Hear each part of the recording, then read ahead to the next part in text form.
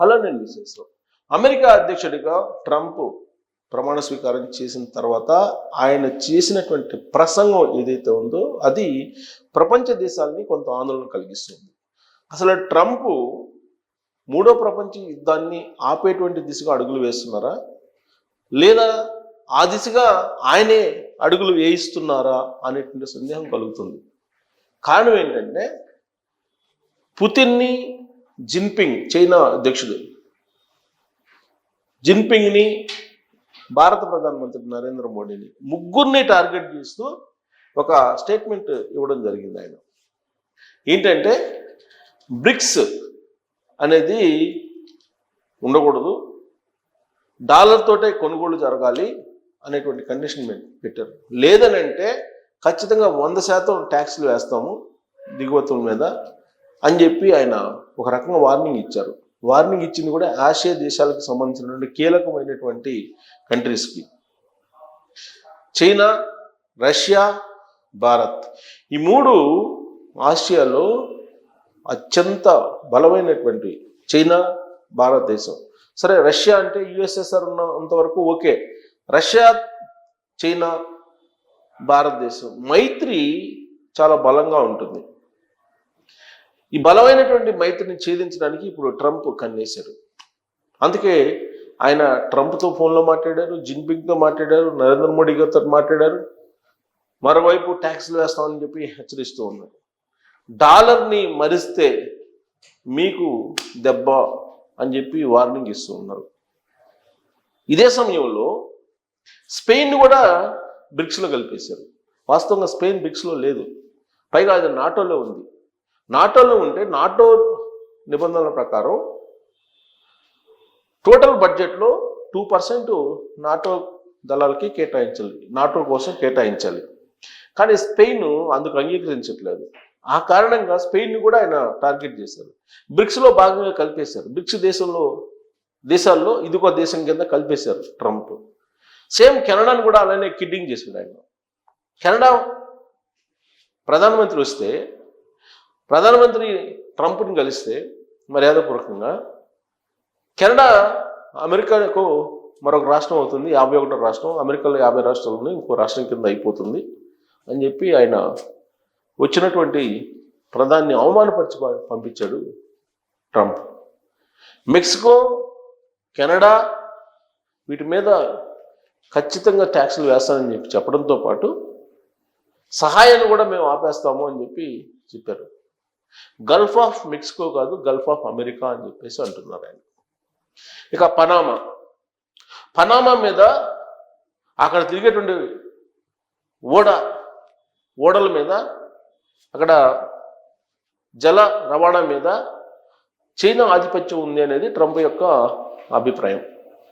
అందుకే గతంలో అమెరికా పెత్తనం ఉండేది అక్కడ, అదే తరహాలో మళ్ళా పనామా మీద అమెరికా పెత్తనం ఉండాల్సిందే. పనామా ప్రాంతంలో తిరిగేటువంటి ఓడల మీద ఖచ్చితంగా అమెరికా యొక్క పెత్తనం ఉండాల్సిందే అని చెప్పి ఆయన ఇప్పుడు భావిస్తున్నారు. కారణం ఏంటంటే ట్యాక్స్లు ఎక్కువ వేస్తున్నారు, రవాణాకు సంబంధించి ఛార్జీలు ఎక్కువ వేస్తున్నారు, చైనా ఆధిపత్యం ఎక్కువగా ఉంది, ఇది ఉండటానికి లేదు అనేది ఆయన యొక్క భావన. ఇక గ్రీన్లాండ్, ఆ గ్రీన్లాండ్ మీద కూడా కన్నేశారు ట్రంప్. గ్రీన్లాండ్ మీద కూడా కన్నేసి, అది గ్రీన్లాండ్ అమెరికాకు సంబంధించిన ఖండం, అమెరికాకు సంబంధించిన భాగం కాబట్టి గ్రీన్లాండ్ కూడా అమెరికాలోదే అని చెప్పి అని అంటున్నారు. అంటే ఇవన్నీ కూడా నెరవేరాలంటే అక్కడ ఉన్నటువంటి దేశాలన్నిటితో కూడా శత్రుత్వాన్ని పెంచుకుంటున్నాడు ఆయన.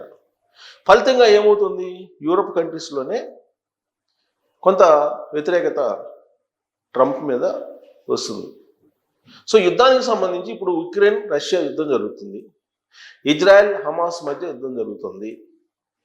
సో గల్ఫ్ దేశాల్లో యుద్ధ వాతావరణం నెలకొంది. వీటన్నిటినీ ఆపేటువంటి ప్రయత్నం చేస్తారని చెప్పి ట్రంప్ చెప్తూ ఉన్నారు. ఆ దిశగా అడుగులు వేశారనంటే అడుగులు వేస్తూ ఉన్నారు, ప్రయత్నం చేస్తూ ఉన్నారు. కానీ ఆయనే మళ్ళా కాలు దూవుతూ ఉన్నారు మూడో ప్రపంచ యుద్ధానికి. America first, make America great America అనేటువంటి నినాదాన్ని తీసుకున్నారు. సో ఎన్ని నినాదాలు ఏంటంటే అమెరికా ఫస్ట్, గ్రేట్ అమెరికా అనేది ప్రపంచంలోనే పెద్దన్నగా పాత్ర పోషించబోతున్నామని చెప్పడానికి ఆయన ముందుకు వస్తున్నారు. సంచలనమైనటువంటి ప్రకటనలు చేస్తూ ఉన్నారు.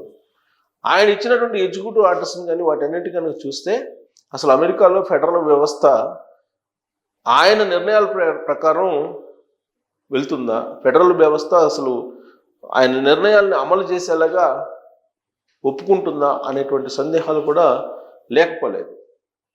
పైగా ప్రపంచ దేశాలు ఇక్కడ విదేశాంగ విధానం అనేది ఒకటి ఉంటుంది, ద్వైపాక్షిక ఒప్పందాలు ఉంటాయి.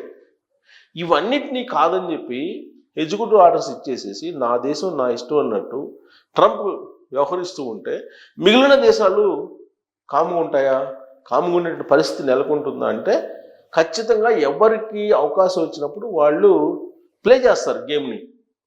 ఇండియాకి అవకాశం వచ్చినప్పుడు ఇండియా గేమ్ ప్లే చేస్తుంది, రష్యాకి అవకాశం వచ్చినప్పుడు రష్యా గేమ్ ప్లే చేస్తుంది, చైనాకు వచ్చినప్పుడు చైనా గేమ్ ప్లే చేస్తుంది. ఇప్పుడు చమురు ఉత్పత్తుల్ని సొంతగా భారీగా నిల్వ చేసుకోవడానికి అమెరికా ప్రయత్నం చేస్తూ ఉంది. అలాగే కొన్ని దేశాల మీద ఆంక్షలు పెట్టింది. ఆంక్షల్ని కొనసాగించేలాగా ట్రంప్ ప్రయత్నం చేస్తూ ఉన్నాడు. ఇవన్నీ చూస్తుంటే కనుక ఆయన ఎప్పుడు ఏ విధమైనటువంటి ఎగ్జిక్యూటివ్ ఆర్డర్ తీసుకొస్తారో, అమెరికాని ఏ విధంగా ఆయన ముందుకు తీసుకెళ్తారో తెలియనటువంటి సిచ్యువేషను ఉంది. ఇమ్మిగ్రేషన్ పాలసీ మీద అనేక రకాలుగా అనుమానం ఉన్నాయి. ఆయన తీసుకొచ్చినటువంటి ఇమ్మిగ్రేషన్ పాలసీ, ఆయన తీసుకొచ్చినటువంటి ఎగ్జిక్యూటివ్ ఆర్డర్ కనుక గమనిస్తే 1978 నుంచి 1978 నుంచి స్థిరపడినటువంటి వాళ్ళు ఇల్లీగల్గా చాలామంది ఉన్నారు. వాళ్ళ మూలాలు ఎప్పుడో ఉన్నాయి.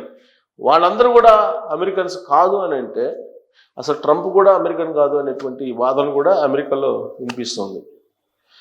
ఇప్పటి వరకు అమెరికాలో పుట్టినటువంటి వాళ్ళందరికీ పౌరసత్వం ఇస్తూ ఉంటే ఇప్పుడు నో అంటున్నాడు ట్రంప్. పైగా డీడాలరైజేషన్ అనేదాన్ని ఆయన ఇప్పుడు ఒప్పుకోవట్లేదు. అంటే డాలర్ కాకుండా మీరు వాణిజ్యం చేయడానికి లేదు, వ్యాపారాలు చేయడానికి లేదు, డాలర్ తోటే వాణిజ్యాలు వ్యాపారాలు జరగాలి అనేటువంటి ఒక స్టేట్మెంట్ ఆయన ఇవ్వడం జరిగింది. ఇప్పటి వరకు బ్రిక్స్ ఏర్పాటు చేసుకొని ఆ బ్రిక్స్కి సంబంధించి కరెన్సీ ఒక దేశానికి ఇంకో దేశానికి దిగుమతులు ఎగుమతులు ఆయా దేశాల కరెన్సీల్లో నడుస్తుంది. ఇది డాలర్కి ఇబ్బంది అని ఆయన ఆలోచన. డాలర్ ఉన్నంత వరకే స్ట్రాంగ్గా అమెరికా నెంబర్ 1. ఒకసారి డాలర్ పడిపోయిన తర్వాత నో అమెరికా, ఇక అమెరికా వైపు చూసే వాళ్ళే ఉండరు. అందుకే ఆయన డాలర్ తోటే వాణిజ్య వ్యాపారం జరగాలి అని చెప్పి పట్టుబడుతున్నారు. మరి ఆయన ఆలోచన మేరకు చైనా, రష్యా, భారత్, బ్రెజిల్ ఇవన్నీ అనుసరిస్తాయా, అనుసరించే అవకాశం ఉందా, బ్రిక్స్ని రద్దు చేస్తారా అనే దాని మీద కామెంట్ అప్పుడు మీ అభిప్రాయాన్ని తెలియజేయచ్చు. Thank you very much.